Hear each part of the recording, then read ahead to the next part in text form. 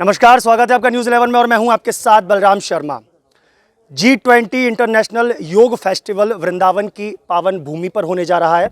यह हमारी जहां कुंभ मेला की जो बैठक होती है उस बैठक के स्थान पर आज यह भव्य और दिव्य कार्यक्रम होने जा रहा है। किस तरीके का कार्यक्रम है, क्या इसकी रूपरेखा है, कहां से ये सोच उत्पन्न हुई कि वृंदावन जैसी भूमि पर योग दिवस मनवाना चाहिए, ये सब जानेंगे। हमारे साथ संस्थापक जो हैं इस कार्यक्रम के भी और वृंदा फाउंडेशन के भी, वह हमारे साथ सरोही जी हमारे साथ में हैं। कैसे विचार बना? पहले तो मैं ये G20 जो आपने जो नाम रखा है, मैं इसके बारे में ज़रूर जानना चाहूँगा। ये क्या है? T20 हम लोग खेलते हैं, देखते हैं, सुनते भी हैं, लेकिन ये G20 कैसे चुना और ये नाम का महत्व क्या है? देखिए, इस कार्यक्रम की जो नींव रखी गई वो नींव इलाहाबाद की कुंभ में रखी गई।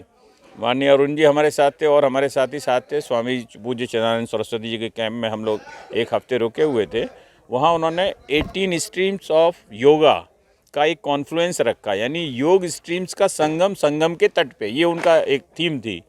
तो मैंने बड़ा वाजिब प्रश्न किया कि ऋषिकेश में अंतर्राष्ट्रीय योग उत्सव हर साल आप लोग कराते हैं, परम योगी भगवान श्री कृष्ण की धरा पे कोई योग उत्सव क्यों नहीं? क्योंकि सारे योग उन्हीं से शुरू होते हैं, वहीं पे ख़त्म होते हैं और उन्हीं की भूमि पे कोई योग नहीं। तो स्वामी जी ने कहा, मैं हमेशा तैयार हूँ, जो कुछ मैं कर सकता हूँ। आप लोग जागृत क्यों नहीं है, आप क्यों नहीं करते? तो मैंने कहा, हमें जागरण के लिए आपकी आवश्यकता है। आप 1 साल 2 साल आके हमको जागृत कर दीजिए, हमारी टीम बिल्डअप हो जाएगी, फिर इसको हम हर साल कराएंगे। तो उन्होंने मुझसे वचन लिया कि मैं साल 2 साल आके कराऊंगा, लेकिन आपको ये कंटिन्यूड रखना है। तो मैंने सभी ब्रजवासियों की सामर्थ्य पे, क्षमता पे, ये मानते हुए कि जैसे गिरिराज पर्वत भगवान श्री कृष्ण ने उठाया था, सभी ब्रजवासियों के दम पे मैं उन्हें वचन दे आया कि हम सभी ब्रजवासी इस गिरिराज पर्वत को उठाएंगे, क्योंकि अंतर्राष्ट्रीय कार्यक्रम कराना, और वो भी प्रतिवर्ष, खेल नहीं है, बहुत बड़ा आयोजन है। तो आप सभी की स्ट्रेंथ पे मैंने उन्हें वचन दिया है, ये कार्यक्रम प्रतिवर्ष वृंदावन की धरा पे आयोजित होता रहेगा। ये योग की जो रूपरेखा आप लोगों ने तैयार की, वृंदावन भगवान श्री कृष्ण की क्रीड़ा स्थली कही जाती है, लीला स्थली कही जाती है। यहाँ पर योग का महत्व, क्योंकि भगवान योगीराज श्री कृष्ण का नाम भी है उनका, तो क्या यही सोच थी वृंदावन में इस कार्यक्रम को आयोजन करने की, या लोगों को, क्योंकि देखिए योग से कहते हैं कि सभी बीमारियाँ नष्ट हो जाती हैं, योग से बहुत सारे फायदे हैं, योग केवल बीमारियों को ठीक नहीं करता अपितु माइंड में जो टेंशन होती है उसको भी दूर कर देता है, तो क्या ये सोच थी इसको लेकर के? नहीं, बिल्कुल सोच थी। और मेरे कई साइकेट्रिस्ट डॉक्टर्स फ्रेंड हैं और वो मुझे बताते हैं कि अगर हम क्लिनिकल स्टैंडर्ड पे अगर हम मूल्यांकन करें तो हर 5 में एक व्यक्ति मानसिक रोग से ग्रसित है। ओवर स्ट्रेस, एंग्जाइटी, ये सारी चीज़ों से ग्रसित है। तो न केवल भौतिक शरीर की जो है आरोग्यता आपको योग और आहार विहार से मिलती है, बल्कि मानसिक शांति। यहाँ एक बहुत अच्छा विषय रखा गया है ओवर स्ट्रेस पीपल के लिए, stress management in spirituality with classical music. तो यहाँ क्लासिकल म्यूज़िक के एक्सपेरिमेंट्स इस स्पिरिचुअलिटी के एनवायरनमेंट में लोगों को कराए जाएंगे कि कैसे वो अपनी मेंटल हेल्थ का ध्यान रख सकें और एक अच्छी लाइफ, अच्छी प्रोफेशनल लाइफ, क्योंकि प्रोफेशनल लाइफ के चैलेंजेस बहुत विकट हैं। आपकी मीडिया में बहुत चैलेंजेस हैं, मेरे अपने में, तो सब लोग झेल रहे हैं इसको। तो इसके लिए कुछ आपको देने की कोशिश है। अब अरुण जी जिस तरीके से बताया, भाई साहब ने, सरोही जी ने बताया कि अरुण जी की ये सोच थी, वहाँ से उत्पन्न हुई, आज वृंदावन तक उतर आई है। क्या रहेगा इस पूरे कार्यक्रम में? जिस तरीके से उन्होंने बताया कि म्यूज़िकल भी योग से यहाँ देखने को मिलेगा, लोगों को सुनने को मिलेगा, और क्या क्या नया इस समय देखने को मिलेगा? 25 तारीख को इवनिंग में चित्र विचित्र जी की भजन संध्या है। 26 तारीख को जैसे बताया क्लासिकल म्यूजिक स्ट्रेस पीपलों के लिए है। 27 को हेमंत ब्रजवासी है, उनकी नाइट रहेगी शाम को 7 बजे से 9 बजे तक। मतलब योग के साथ साथ लोगों को भक्ति भी मिलेगी, आध्यात्म भी मिलेगा, कुछ स्पेशल भी है। जिस तरीके से हमने बैनर देखे, हमने प्रोग्राम्स देखा, जगह जगह लाउड स्पीकर के माध्यम से प्रचार प्रसार भी किया जा रहा है कि खान पान की चीज़ें, जो ब्रज से रिलेटेड खान पान की चीज़ें हैं, वो भी यहाँ उपलब्ध होंगी। सबसे स्पेशल तो ये है कि संपूर्ण ब्रजवासी यहाँ एकत्रित होंगे योग के माध्यम से, और सब इस योग के द्वारा अपने आप को स्वस्थ रखेंगे। सबसे स्पेशल यही है।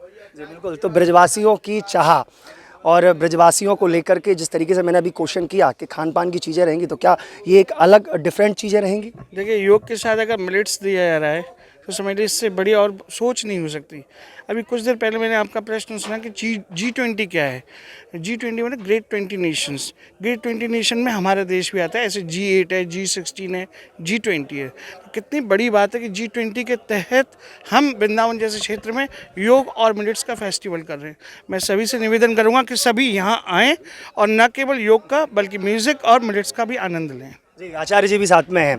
क्या जिस तरीके से उन्होंने कहा कि कल्चर प्रोग्राम्स भी रहेंगे, तो क्या एक मंच पर सभी भागवत प्रवक्ता और अन्य ब्रजवासी गण एक ही जगह देखने को मिलेंगे? बिल्कुल बिल्कुल बिल्कुल। ये शायद पहला कार्यक्रम है जिसमें नेता, राजनेता और भक्ति से समावेश करने वाले आचार्यगण, महापुरुष, और विशेष बात ये भी है हमारे वृंदा फाउंडेशन ने एक ऐसा कार्यक्रम भी रखा है कि जो ब्रज के छुपे हुए जो कलाकार हैं, जो आर्टिस्ट हैं, जो छुपे रुस्तम जिनको कहा जाता है, जो कि ब्रज की सेवा में लगे हुए हैं, उनको कई अवार्ड भी दे रहे हैं, उनका सम्मान कर रहे हैं, जिसमें ब्रज रत्न और ब्रज गौरव के नाम से कुछ एक कलाकार हैं, चाहे वो संगीत से अपनी विधा को रखता हो, चाहे आर्ट से रखता हो, कोई भी कला है उसके अंदर और ब्रज का प्रचार कर रहा है, तो उसको हम यहाँ सम्मान दे रहे हैं, जिसके माध्यम से लोग उसको जानें और हमारी संस्कृति ब्रज की एक विश्व पटल पे जाए, ऐसा उद्देश्य है इस कार्यक्रम का।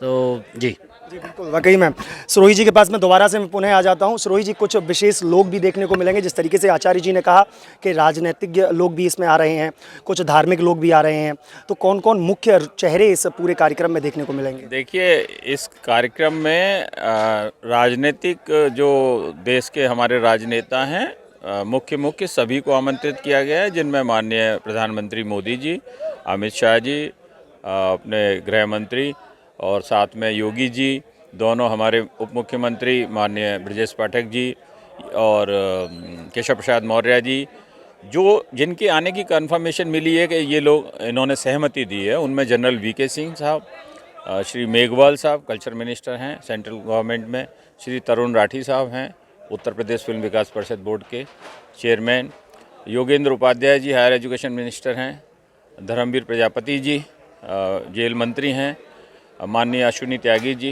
जनरल सेक्रेटरी हैं भाजपा के।